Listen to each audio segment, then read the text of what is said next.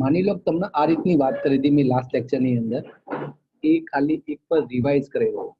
આ સામાન્ય રીતે નીટ અથવા JEE ના ક્વેશ્ચન્સમાં જ હોય. આપણા બુકની અંદર આવા ક્વેશ્ચન્સ હોતા નહીં, એટલે તમારે ચિંતા નહીં કરવાની ખાસ. બરાબર, મેં આટલી વાત કરી હતી. માની લો આ મેગ્નેટિક મેરેડિયન, મેગ્નેટિક મેરેડિયનમાં આ દિશામાં ચુંબકીય ક્ષેત્ર હોય, તો આપણું પૃથ્વીમાં ચુંબકીય ક્ષેત્ર છે. ચુંબકીય ક્ષેત્રના બે ઘટક હોય, એક સમસ્થિતિ જેને BH કહેવાય અને એક શિરોલંબ જેને આપણે BV કહીએ છીએ. તો પૃથ્વીનું ચુંબકીય ક્ષેત્ર કઈ જગ્યાએ હોય? તો મેગ્નેટિક મેરેડિયનમાં. તો મેગ્નેટિક મેરેડિયનમાં આ જે ઘટક છે પૃથ્વીના ચુંબકીય ક્ષેત્રનું સમસ્થિતિજ ઘટક છે અને આ શિરોલંબ ઘટક છે. હવે માની લો આ રીતે તમને કોઈ સમતલ આપેલું છે, કોઈ પણ સમતલ લઈ શકો. આ રીતનું માની લો આ એક સમતલ છે,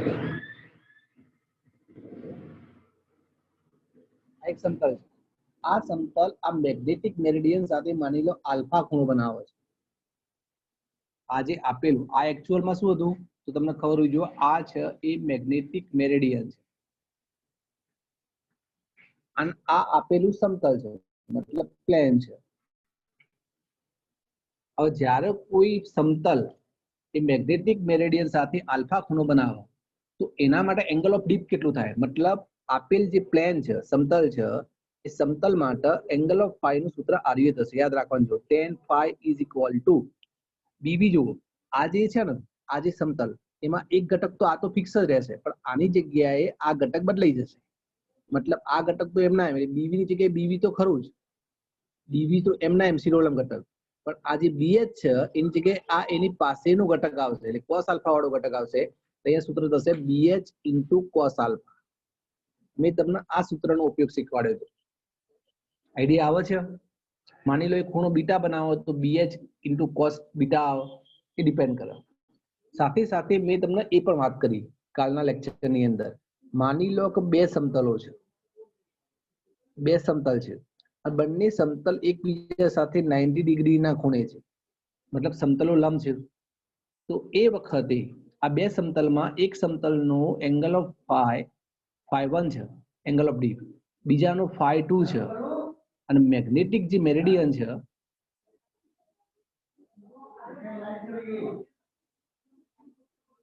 magnetic meridian angle of D phi છે. બરાબર, તો બે સમતલ છે જેમાં એકનો ઓફ ડી phi 1 છે અને બીજાનો phi 2 છે. તો અહીંયા આ સાચા એંગલ ઓફ ડીપ નું આ બંને સાથેનું રિલેશન કયું થાય? તો એનો એક સૂત્ર શીખવાડ્યું હતું મેં કાલ સાબિત કરીને. cot square phi is equal to cot square phi 1 plus cot square phi 2. આ સૂત્રનો ઉપયોગ. આઈડિયા આવે છે? તો મેં તમને આ પણ કાલે આખું એક્ઝામ્પલ સાબિત કરીને સાબિત કરાવ્યું. બરાબર, ક્લિયર બેટા? આટલી આઈડિયા આવે છે? આને આપણે રિપીટ કરવાની નહીં. બરાબર, આ બે વસ્તુ હતી જેના ઉપયોગથી તમે MCQ સોલ્વ તમારી રીતે કરી શકો છો. હવે આપણે એનાથી આગળના પોઈન્ટ ઉપર જવાનું હતું. એટલે મારો જે પોઈન્ટ હતો નેક્સ્ટ, એ સામાન્ય રીતે મેગ્નેટાઇઝેશન સમજાવવાનો હતો. તો જે નવો પ્રશ્ન છે એના ઉપર આપણે કોન્સન્ટ્રેટ કરીએ. આપણો નેક્સ્ટ ક્વેશ્ચન એ મેગ્નેટાઇઝેશન નો છે. જી ના? હા, કયો રેયા?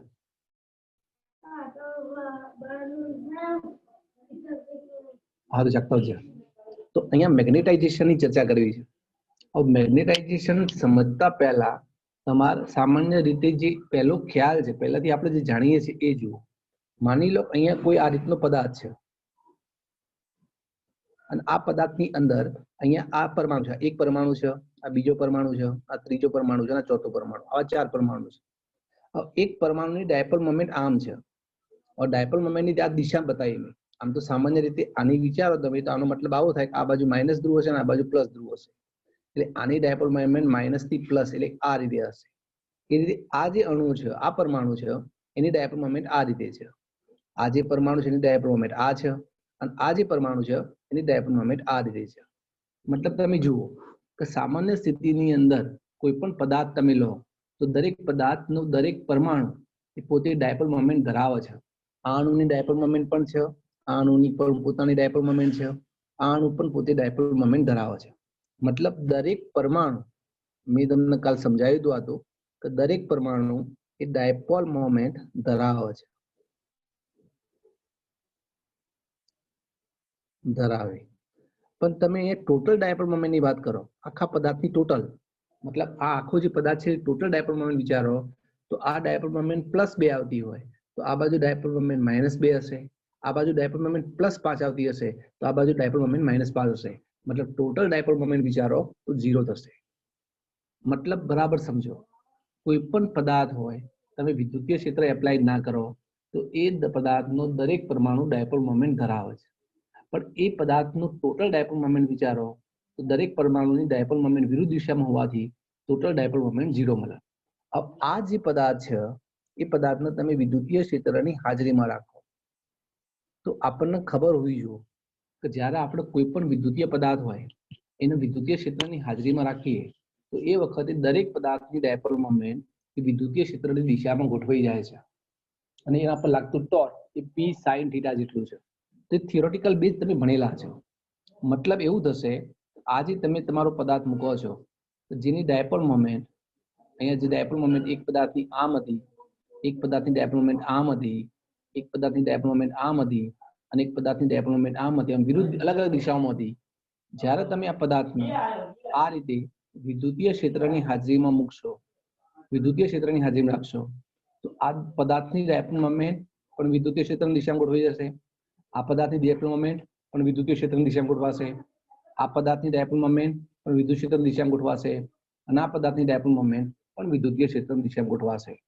મતલબ દરેક પરમાણુની ડાયપોલ મોમેન્ટ સમાન દિશામાં મળશે. મતલબ આ પદાર્થની ટોટલ ડાયપોલ મોમેન્ટ એ 0 નહીં થાય. મતલબ કંઈક ને કંઈક ડાયપોલ મોમેન્ટની કિંમત મળે અને એક દિશામાં બધાની ડાયપોલ મોમેન્ટનો સરવાળો થાય. તો તમને આઈડિયા આવતો હશે. તો ધારો હું તમને અહીંયા એક પ્રશ્ન પૂછું કે આ પદાર્થની અંદર ડાયપોલ મોમેન્ટ જે છે એ વિદ્યુતીય ક્ષેત્રની દિશામાં કેમ ગોઠવાણી? તમે એક જ આન્સર આપશો કે સાહેબ વિદ્યુતીય ક્ષેત્ર એપ્લાઇડ કર્યું ને એટલા માટે આ બધી ડાયપોલ મોમેન્ટ એકબીજાને સમાંતર થઈ ગઈ. તો વિદ્યુતીય ક્ષેત્ર એપ્લાય થવાના લીધેથી મતલબ આપણે અહીંયા કહી શકીએ અહીંયા જે પદાર્થની ડાયપોલ મોમેન્ટ મળે છે એ સામાન્ય રીતે વિદ્યુતીય ક્ષેત્રના સપ્રમાણમાં છે, વિદ્યુતીય ક્ષેત્રના સપ્રમાણમાં છે. અહીંયા પ્રપોઝનનું ચિહ્ન દૂર કરો તો તમે આ રીતે XE લખો છો, XE into E. આ XE શું છે તો તમને ખબર છે, XE નો મતલબ ઇલેક્ટ્રિક સસેપ્ટિબિલિટી, ઇલેક્ટ્રિક સસેપ્ટિબિલિટી, બરાબર. આજે મેં વસ્તુ તમને સમજાય ને, આજે મેં તમને વસ્તુ સમજાય એ ફક્ત ચેપ્ટર નંબર 2 ની છે. ચેપ્ટર 2 ની અંદર આ પોઈન્ટ આવે છે. હું તમને નહીં કહેતો કે આ ભૂખી મારજો, ખાલી સમજો એમ. આ તો અચળાંક છે, XE એક અચળાંક છે જેને આપણે ઇલેક્ટ્રિક સસેપ્ટિબિલિટી કહીએ છીએ. ચલો આઈડિયા આવે છે તમને આટલો? થોડીક તમને આઈડિયા આવશે. તમે જેમ કરી જશો એમ બધું ક્લિયર થઈ જશે. 1 મિનિટ તમે લેક્ચર ચાલુ રાખજો. હાલ 3-4 મિનિટ થશે મારે, હું 3-4 મિનિટમાં પાછો આવું છું.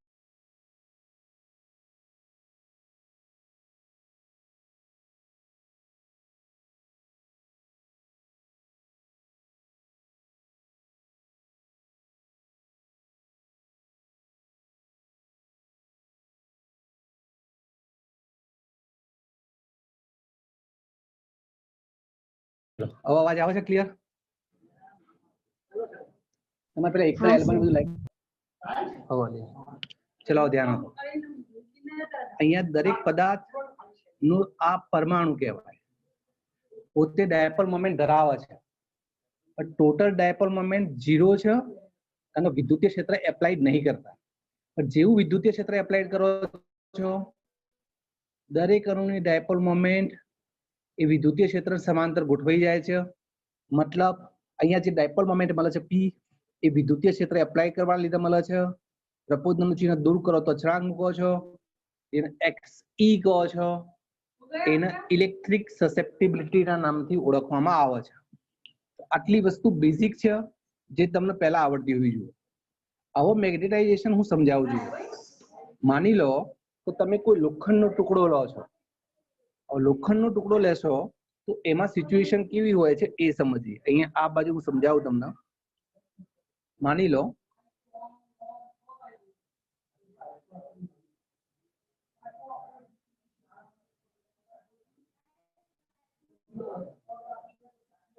બરાબર.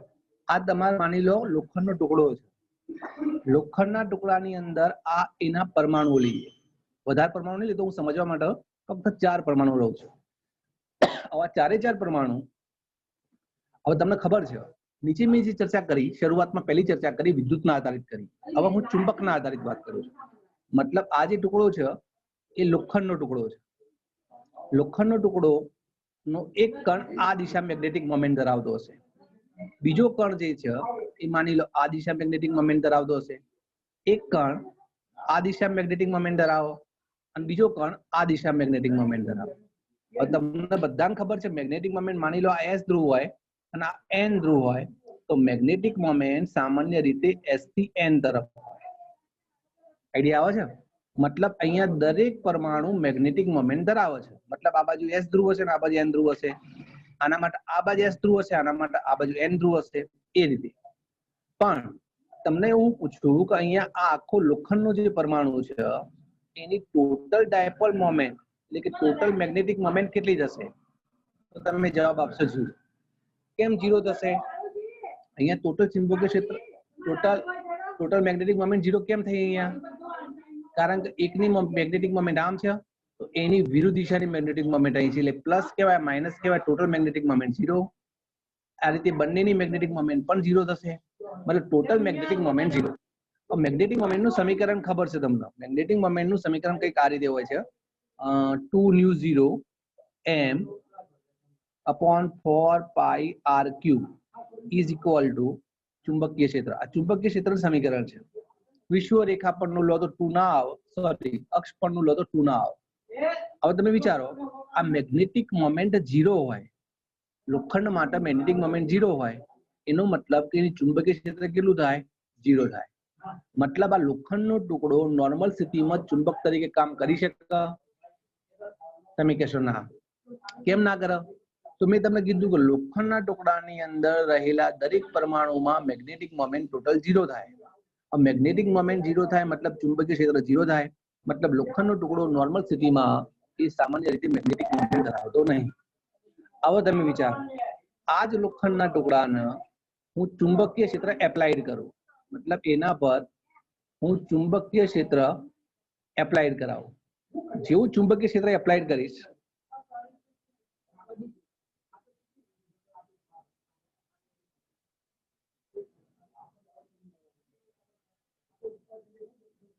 જુઓ આ જે મેગ્નેટિક મોમેન્ટ છે તમે ચુંબકીય ક્ષેત્ર એપ્લાઇડ કરશો, માની લો આ દિશામાં ચુંબકીય ક્ષેત્ર એપ્લાઇડ કરી, તો હવે આપણે આગળથી શીખ્યા છીએ કે જ્યારે તમે કોઈ પણ મેગ્નેટિક મોમેન્ટ ધરાવતા પદાર્થનો ચુંબકીય ક્ષેત્ર એપ્લાઇડ કરો તો દરેક પદાર્થની મેગ્નેટિક મોમેન્ટ એ ચુંબકીય ક્ષેત્રને સમાંતર ગોઠવાઈ જાય આ રીતે.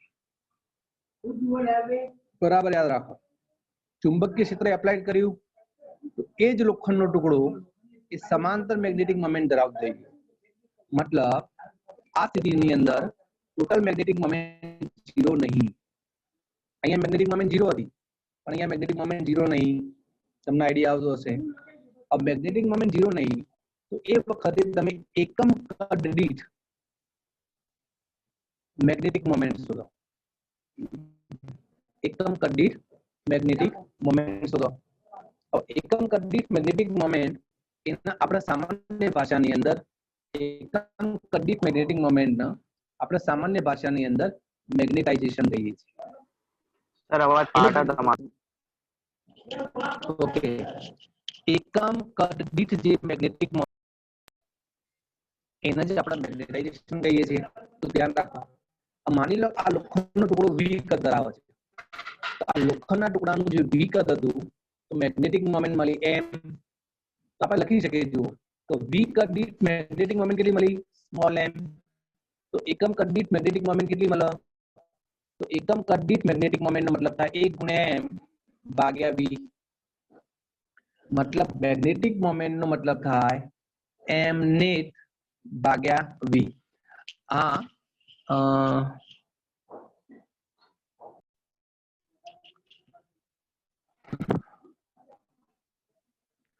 ચલો આમાં કોઈ સમજણ પડે છે તમને? આ બધી વસ્તુ તમારે પહેલા બુક લઈને બેસીને વાંચવું પડશે ભાઈ. બરાબર, એમને મગજમાં નહીં આવે. આ મેગ્નેટાઇઝેશન નો મતલબ એકમ કદ દીઠ મેગ્નેટિક મોમેન્ટ થાય, જેનું સૂત્ર થાય મેગ્નેટિક મોમેન્ટ ભાગ્યા કદ. આટલું સૂત્ર ખાલી છે બસ. બરાબર. આ જે મેગ્નેટાઇઝેશન છે એ વાસ્તવની અંદર સદિશ રાશિ છે, એ પોતે સદિશ છે.